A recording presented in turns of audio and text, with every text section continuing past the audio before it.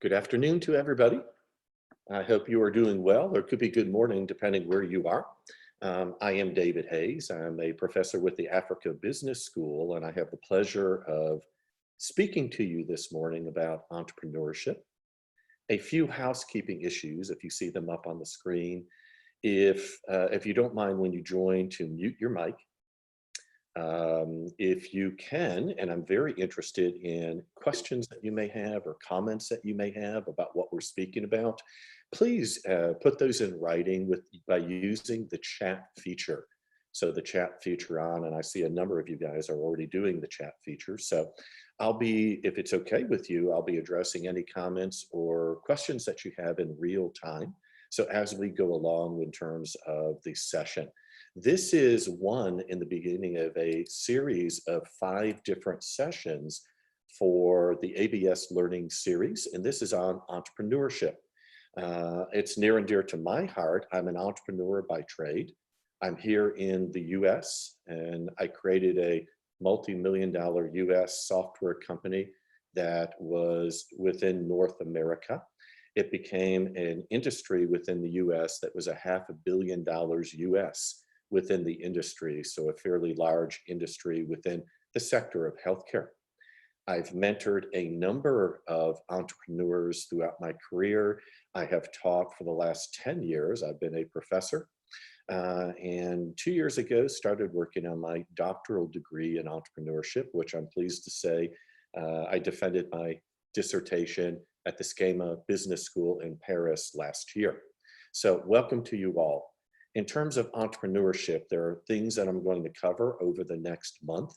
Today, we're going to speak about entrepreneurship, and I'm going to make a case with you, and a case of what is entrepreneurship, and to get you to hopefully think a little bit larger about what is entrepreneurship. I'm then going to cover next week what I call the entrepreneurial mindset. So I've got a message in here that says that you can't hear me. Is that the case, that others can't hear me as well? So I don't know if we have Geeta online with us. Okay, thank you. Thank you very much. So I'll continue on. In the case of the entrepreneurial mindset, we'll speak first about the evolution of entrepreneurship. Then I want to make a case for you of what I call the entrepreneurial mindset. And that is an ability where we can think about what our traits and our characteristics are, what our skills are, and how we can align that to achieve the best success. Whether we are an engineer or a researcher or somebody who starts a new company, or we're working at a corporation, how an entrepreneurial mindset can empower us to do extraordinary things. We'll then speak about what are the components of the entrepreneurial mindset, what drives it, and I'll make a case again for you that there are certain skills that you can acquire that will help you activate your knowledge, help you activate your career to be the most successful. We'll then do a practice session in session 4 about some things we can work on to help us develop an entrepreneurial mindset. And finally, we'll wrap up with a session called Entrepreneurship in Action. This will be a panel conversation of 3 different entrepreneurs that I want to bring together to give you different experiences that entrepreneurs have, whether they've started their own company, whether they work for a large corporation, or whether they're involved with social change. So that will be the series, and I hope you're able to attend all of those with me. Today, I want to make a case for you and talk to you about the evolution of entrepreneurship. Now, we're going to speak in terms of the agenda for today on giving you what I believe is a new definition for what entrepreneurship is. I'll make a case to you. I'd like your feedback on what you think of that case. Ultimately, what do I mean by the entrepreneurial mindset? So this session is redefining entrepreneurship. It then is introducing to you some of the concepts that we'll speak further about in ongoing sessions that are coming up over this month. So you probably have heard these statistics or seen these in terms of entrepreneurship. We know that worldwide entrepreneurial efforts, they're responsible for the majority of job creation. And you may have heard that new venture creation or starting your own business, that each country will consider that what we call an economic engine of growth. So where are jobs coming from? Well, indeed, they are coming from entrepreneurship and from new venture creation. You'll also know, if you look at the research or the statistics, that economically, entrepreneurship is responsible for creating jobs, increasing trade. It really is a driver of globalism, as we see generally pre-COVID-19. Surely we'll get back to that as well. But the concept of entrepreneurship is involved in innovation or creating new ideas, bringing new technologies to the forefront, as well as new products. Now, entrepreneurship is more than new business. So when I speak about new venture creation, I know that that is also starting a business, but I want you to also think of companies, large companies like OCP, could be Goodyear here in the US, General Electric, any of those companies that consider themselves to be entrepreneurial. In other words, when you ask them, do they think that creativity, innovation, risk-taking is important to their organization? Those that answer yes, they'll outperform other organizations that don't answer yes in a number of key metrics, including growth, productivity, and then profitability. So if you think about it, we started with new venture creation, and now we're saying that corporations can be entrepreneurial, and if they are, that gives them the ability to do better than others. So here are classic examples of entrepreneurs. You probably have heard of all of these. They span the globe, anywhere from Richard Branson with the Virgin Group to Larry Page and then Sergey Brin from Google, Oprah Winfrey in terms of multimedia entertainment, Steve Jobs, as well as Bill Gates in terms of technology. These are listed for us as an examples, and you've heard of them as entrepreneurs. But I have a question for you. And that question here is really, what is entrepreneurship? And what I'd like to do is launch a poll and ask you to answer a quick question. To you, what is entrepreneurship? So I've got that poll launched. So if you don't mind, go ahead and answer it. Pick one of the following. And let me know what you think. Is entrepreneurship starting a new business? Is it working for a large organization? Is it working as a freelancer or a contractor? Or is it all of the above?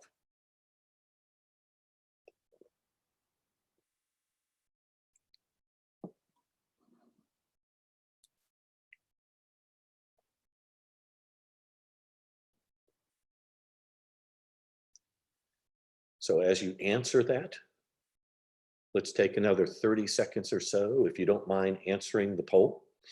And then, of course, we'll share the results with you. And you may see those coming in real time for you. So let's say for another 10 seconds, we'll keep the poll open for you. There are no right or wrong answers here, just as whatever you think. Okay, how about another second or two here for the poll? I'm going to go ahead and close that out. Some of you may not be able to see that, so that's okay. But I'll share with you the results that we have. And as we close out the poll, you have answered, roughly half of you have said that it's starting a new business. Half of you have said, a little below that, 40% have said all of the above, which means starting a business, working for a large organization. About 16% of you said working as a freelancer or contractor. And I've said to you that all of you are, and we'll shut that down. Let's share the results with you guys. So hopefully you can see those results now in terms of the poll. My case is this, that you are all correct, that entrepreneurship can be any and all of these things. I note that nobody here said that entrepreneurship is working for a large organization. I want to make a case for you that it is, that entrepreneurship does involve starting your own company. It does involve being a freelancer or a contractor, that it does involve working for a large organization. And of course, all of the above, that all of this would be correct for you. So my case is this, that yes, It does include starting your own company. I'm an entrepreneur. I did that, and others do that and are successful with it. I want to make a case that really entrepreneurship is expanded now to a mindset, and that being entrepreneurial and having entrepreneurial abilities is what's needed for future success. So whether you work for a large organization or you're doing your own thing as a freelancer, contractor, or launching your own company, that we need to have an entrepreneurial mindset in order to succeed. And we have a comment here that a new business and a new challenge. And I'm going to agree with Sarah that yes, it is a new business and a new challenge, but it can be a new business working for somebody else. So I'm sort of shifting from entrepreneurship to becoming entrepreneurial. And that as we become entrepreneurial, we can be more successful. So and by the way, that's important for all of us. Now, let me make the case and let me see if that you agree with it. Here's the case. We already said this, that entrepreneurship is a global driving force of the economy and of innovation. I presented to you research that said that companies that consider themselves to be entrepreneurial outperform other companies. So we know that it's a driving force within the economy. We know that large organizations that are entrepreneurial outperform others. Well, what else do we know? If we look at the statistics, and we're looking at the World Economic Forum research, we know that jobs are undergoing constant change. We know that technology and the adoption of technology is changing jobs. We call it the fourth industrial revolution. We know that an ever-increasing number of jobs are being transformed by technology, automation, and digitization. And if you think about that, that is not just what we call blue-collar jobs, or those jobs that create goods and services. So for example, working on an automotive assembly line. We know that if we're in Japan and we look at Mazda Motors in Japan, we'll note a vast number of jobs have been replaced by autonomics or robotics. But if you think about it, where can we go to get advice on other services? So whether we need legal advice, whether we need accounting and finance services, all of these jobs are becoming truly automated. How about us as professors? So if you are here studying with us, there may be other opportunities where you go out and you search on the internet and you learn new things via the internet, maybe through MOOCs. So here we have an opportunity that technology will transform our lives and our jobs and our careers. We know this, that students that are now graduating from college, 2/3 of them, almost 7 out of 10 of them will hold jobs that do not yet exist. And we know this, that of increasing importance are skills of collaboration, adaptability, innovation, and this thing called interpersonal sensitivity. You can think of that as empathy. Think of that as teamwork. Think of that as communication. No matter where we learn these skills, they're becoming of increasing importance to us. So the case continues, and it says if we have this sharing economy, and we think about this, and if full-time jobs are disappearing, they're becoming increasingly replaced by freelancing and contract labor. And we know that millennials and Gen Z, so people 39 or younger, are the ones that have most embraced these changes. If you look at where I'm in the US, 50% of millennials and Gen Z are doing freelancing and contract labor work. So now we start to get a picture of, wait a minute, what will be required for us to be successful in the future? Few other statistics for you. If you have graduated from college, 7 out of 10 of you will end up in careers that have nothing to do with your academic degree. So 7 out of 10 end up in careers that have nothing to do with the academic degree in which we've sought. That soft skills are becoming increasingly important to employers. That's communication, problem solving, motivation, working with others. So they're as important as technical skills to almost 80% of employers. Yet the final thing is about 90% of companies say they can't find candidates that have these skills. So it leads us to a few more things. Companies, they can't find these candidates, but companies do actively seek out hires with entrepreneurial skills. 1 out of 3 companies are looking for people with entrepreneurship background, and they consider that to be successful or an advantage for that particular candidate. So if we put all of these things together, we have the emerging entrepreneurial needs of large corporations. We have global workforce trends, which are taking us away from a full-time job to freelancing and contracting, that most of us don't end up in a field of study that relates to our academic degree.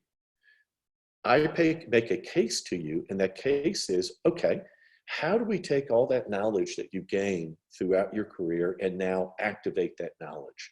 In my case is we do that through acquiring entrepreneurial abilities or entrepreneurial capabilities, and that's important to all of us. So my case is this. My case is, yes, entrepreneurship, starting a new company, very important. And there are skills that we can have that will apply to us starting a new company. But those same set of skills apply to all of us to become entrepreneurial. So those of us that need to go out, and that's the vast majority of us, and be innovators, to be change agents. So if we are an engineer at an organization, can we rely on that engineer to form a team, to come up with a new concept, something that is innovative, that helps change the organization? Can we be a freelancer or a contractor? And can we be entrepreneurial in how we establish our business and go out and seek new opportunity? I think the answer to that is yes.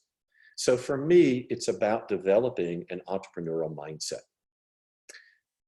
Here's a good quote for you. The successful future will exploit an entrepreneurial mindset, the ability to sense, act, mobilize, to look at things that others haven't seen before, even in uncertain conditions. And certainly now it is a time of uncertain condition. So as we have a global pandemic, does this present for us? Obviously, it is a huge bad issue for us all. But could we have an entrepreneurial mindset that would allow us to seek out opportunity even in times like this? And I think it's the development of a mindset.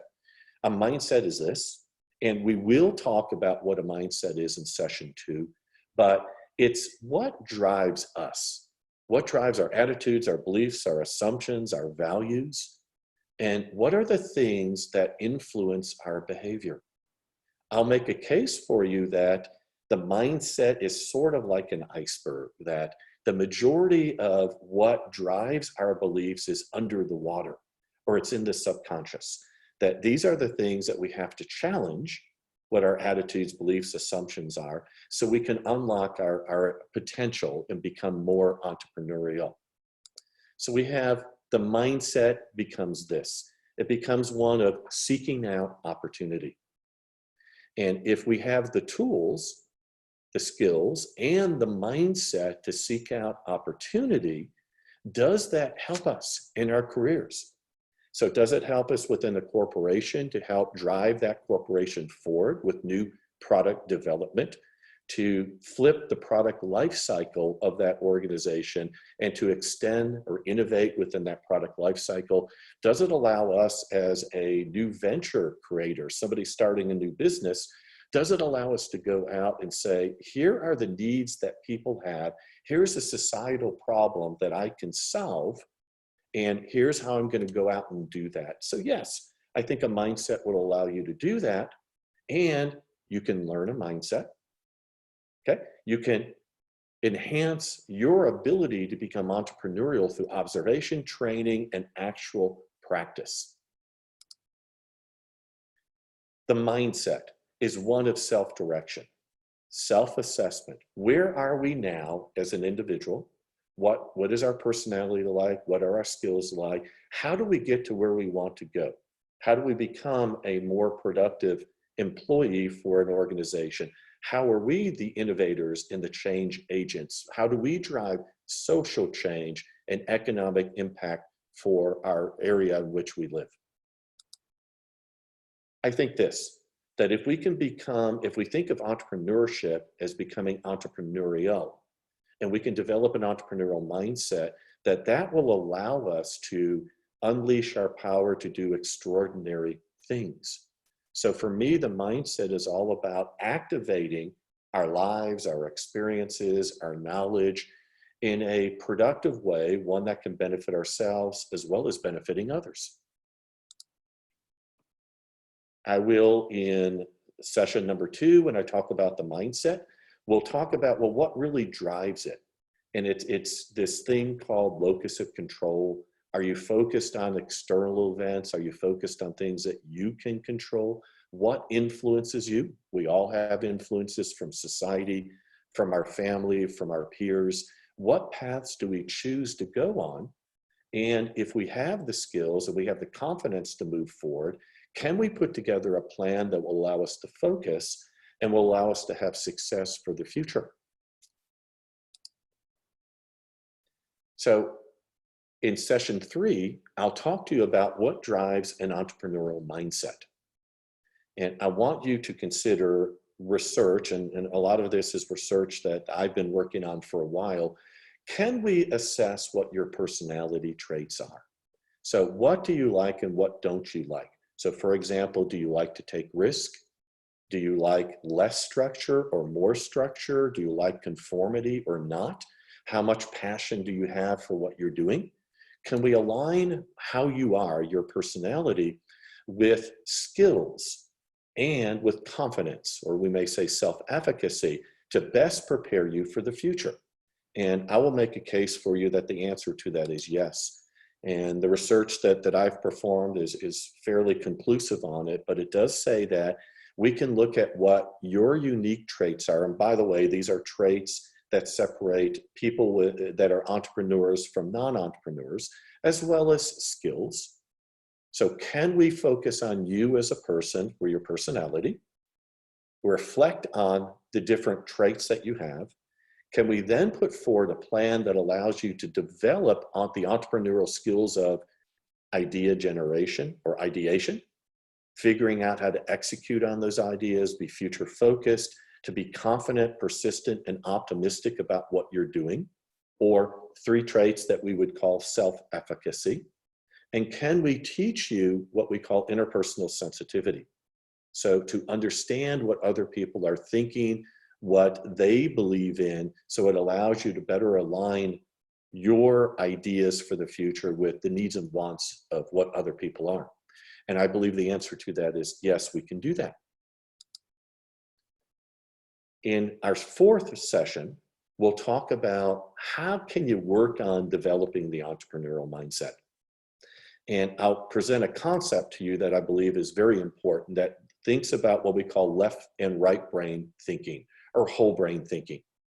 And the majority of us, and this is me included in terms of my industrial and operations management background from my undergraduate degree, we're taught logical, linear, analytical thinking. These things are very important and they're necessary and needed. I'd also like to align those skill sets to give you the ability to activate the right side of your brain, so to speak, to think about the big picture. What is the big picture? How do we take the data generated by the left side of our brain and look at it to detect patterns and opportunities that other people haven't seen yet? So that's when we talk about synthesizing information and looking at context. And if we can put both of those, match both of those abilities or those skills, we're on the path now of developing an entrepreneurial mindset for you. So I want you to say, yes, numbers are important. The logical, linear aspect of our lives is important. But can we then work on big picture thinking? Can we take the big picture thinking to have you be more creative, more innovative? And I believe the answer is yes, we can. I'm going to describe a few things you can work on that cover design, story, symphony, empathy, play, and meaning. And these are just terms for different parts of an entrepreneurial mindset. And we'll cover a session on how can you learn these types of 6, what the author, Daniel Pink, called the 6 senses. How can you learn these? So the last session here for you will be called Entrepreneurship, or is Entrepreneurship in Action? And I want to bring together a panel conversation of people involved in entrepreneurship with new venture creation, with corporate entrepreneurship. You may have heard the term intrapreneurship for corporate entrepreneurship, as well as social entrepreneurship. Those are organizations that were started to have a positive impact on society.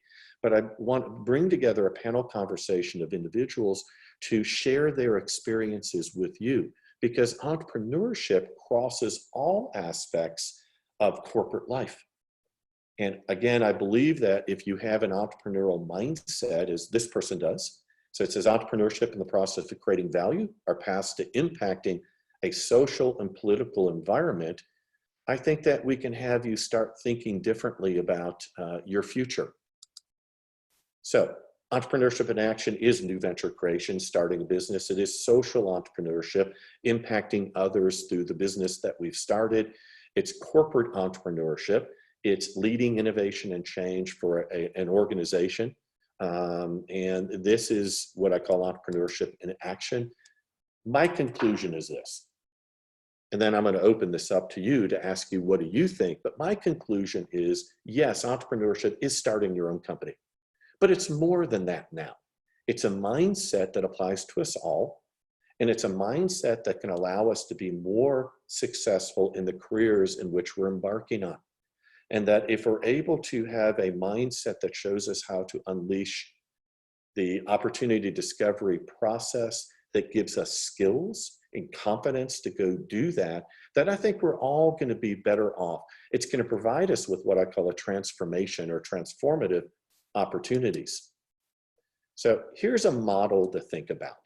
So as we move forward with this series, I call this the SET framework. SET stands for skills, and then we have self-efficacy, and then we have traits.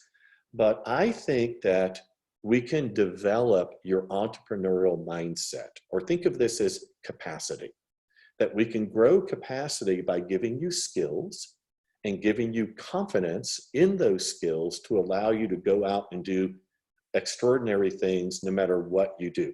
That may be new venture creation. It may be working for a corporation.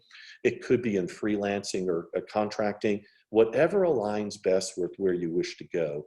We can look at your personality traits to figure out or develop what type of entrepreneurial opportunity may be best suited to you. So for example, I started a healthcare software company. That software company, if you look at the statistics, that's a risky endeavor. If you look at my profile, my personality traits, I take risks. I like nonconformity. I don't need structure to succeed. So software is probably a good field for me. Contrast that with my brother-in-law. He's an accountant. So he runs his own accounting firm. So he's an entrepreneur, but he doesn't like risk. He doesn't like conformity. He likes structure. He thrives in his environment because his personality is suited to that environment, whereas my personality was suited to my environment. Here's a conclusion for you for today's session. When I speak about the entrepreneurial mindset and activating that mindset, I say this: if you think you're too small to make a difference, you've never spent the night with a mosquito. Okay, so that for me is what I wanted to speak to you about today as an introductory session. I'm going to ask, what do you think, and get your questions. Okay, so how do we conciliate, or how do we take the spirit of entrepreneurship through rules within the company? We have to work both ways within an organization. So I say this, that we've got to work with an organization to show them what the impact of innovation and change can have on the organization, and allowing an entrepreneurial spirit to thrive in that organization. So you think about things like OCP has done with the movement. You think about a Google where people are allowed time to work by themselves on their ideas. The reason companies are doing this is so that company can benefit as well as you benefit. So there are rules within an organization, but what we have to do is we have to align the needs, wants, and expectations, let's say the vision of the company needs to align with what our entrepreneurial spirit is.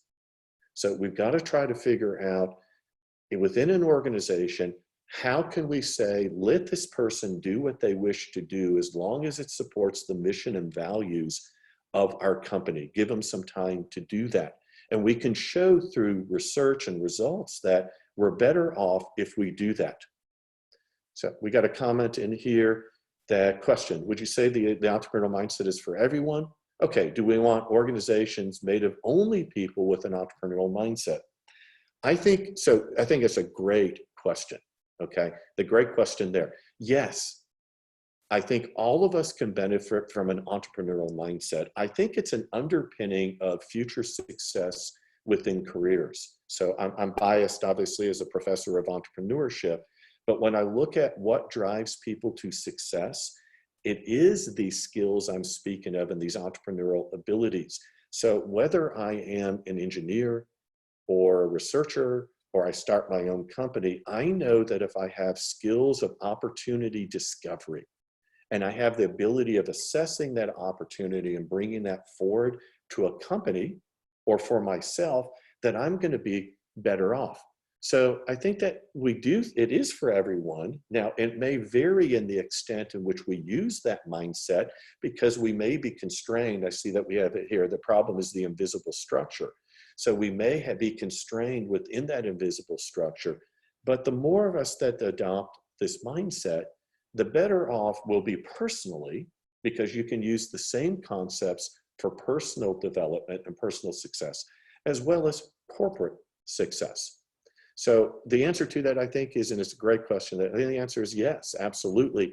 Will overnight organizations change? No. But the more that we show proof of concept, in other words, we can show success within organizations that adopt an entrepreneurial mindset, I think the better off that we'll be. These things do change over time. So if you have questions, I'd love to hear your questions. I'd love to see any comments that you may have. I'm looking at the chat box. And I think a good question. Okay. So here's a few more coming in. Okay. What overlaps and differences do we have between entrepreneurship, leadership, and then a growth mindset? I see some direct overlaps, particularly between entrepreneurship and leadership, because I'm looking at what I call the entrepreneurial leader. And I think that we would espouse at ABS that we would want leadership to be one of innovation, and that we would want leadership to be mentors, resource providers, and coaches.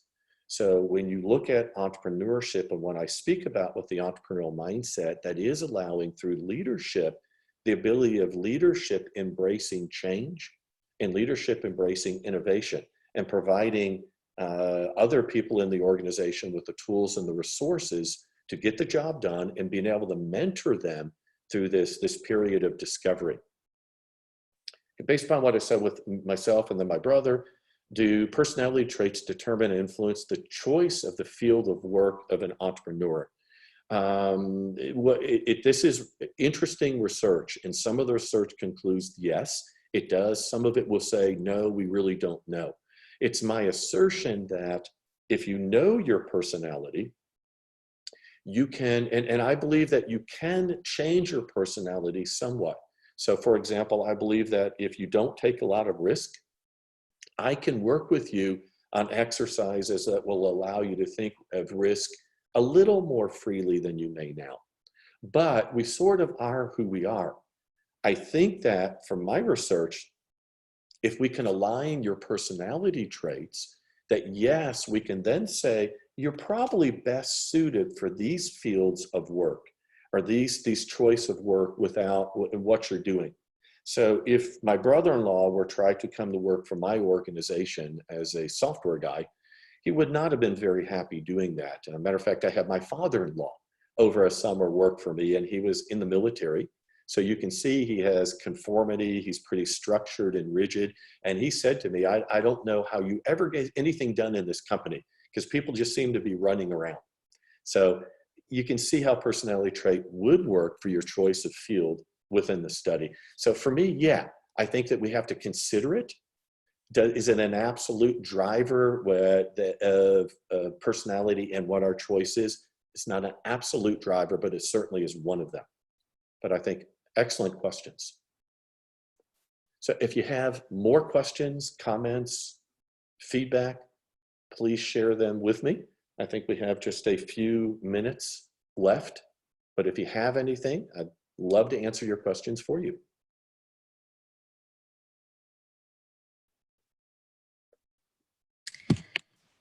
Hi, Professor. This is Rita. Sorry to intervene. I believe that there are other questions on the chat. Would you want me to read them to you? Yes, please, because I do not see them. Oh, sure. Let me do it then. So the first one is how to conciliate between the spirits of entrepreneurship and the role within the company. Yes, and I think we may have covered that. If I skipped over it, then I'm sorry to have skipped over it. Rules, my best way of answering that is there is no great answer to this. That we have to, as organizations, we have to help organizations understand the importance of the entrepreneurial mindset and how unleashing that within our employees can lead to positive change within the organization. So that doesn't happen overnight. So we have to, we do have rules within an organization, but we have to abide by those rules. But we hope that we can make positive impacts with this mindset on the vision the organization has set forward and then the ultimate success of that company. I think we have another one here that says, what about being able to create value or additional value to have the mindset of an entrepreneurship? So I believe if you're asking, does this create additional value for the company? The answer is absolutely yes. Because now we are having employees that we are trained to be future innovation and change agent leaders within our organization. And that as we start to empower them and they grow within the ranks of the organization, that these individuals are the ones that can go and help lead us into the future. You've heard of product life cycle, which means that all products have a cycle where they take off and then they start to turn down and they may decline. The same occurs for a company. So a company life cycle has that same curve. What we're trying to do is extend the curve of products and extend the curve of that company to continue to be one that is successful. So for me, that company, it gives the company additional value for sure. And then if you flip that model and you say you personally, if I can get you to see that you're in control of your environment and control of the way that you respond to your environment versus react to that environment, I can empower you to do better things, to have a more positive outlook and to acquire skills that are necessary for you to be successful in the future.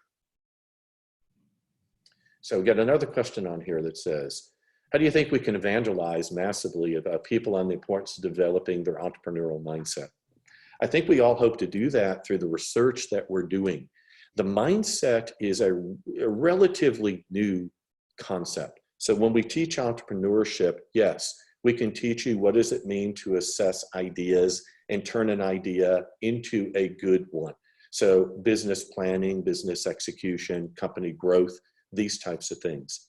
The mindset is more of a research that will say, wait a minute, all of us need certain skills and confidence to go out and assess opportunity and to be allowed to do that, certainly provided it matches with the vision of the organization. And there are a number of examples of successful organizations that do this, including OCP. So I think these examples, as we get them out, we're able to, as you say, evangelize on it. We're able to spread the message of the importance of this. But it is a relatively new concept. And I must say, I've visited with many universities who look at me and say, mindset? Why do we need to do that? And I always say, yes, we can learn about what it means to start a company, but we've got to have leaders for the future that go out and impact society in different ways.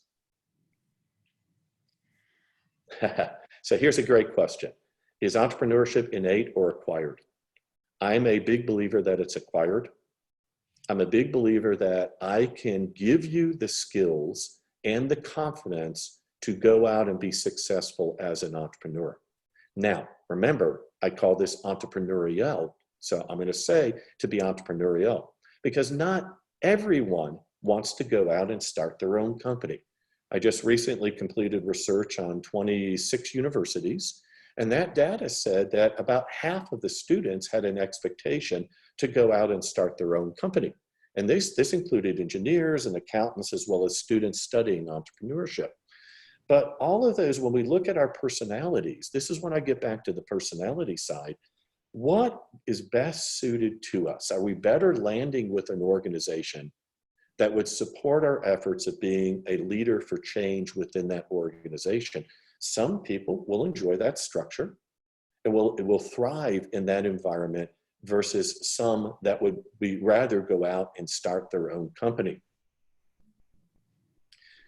So these are some of the things. So innate, acquired, I don't know we'll ever answer it. I lean on the side that I can work with anyone and give you entrepreneurial abilities and give you the self-efficacy or the confidence to go out and succeed in your environment. So Gita, do we have a few more minutes or is that it? I believe that it's time to wrap up the session, but we have three other questions left. Maybe I can send them to you by email, and then we can provide the answers to the participants by email as well. That would be fantastic. I'd be very happy to do that. I appreciate your time very much. So today we talked a little bit about the changing nature of entrepreneurship. If you're interested in what makes up and comprises a mindset, we'll talk about that next Monday. And then we'll get a little more deep into other things to give you some thoughts on how you can activate your entrepreneurial spirit. But thank you very much. It's been a pleasure speaking with you, and I appreciate your time.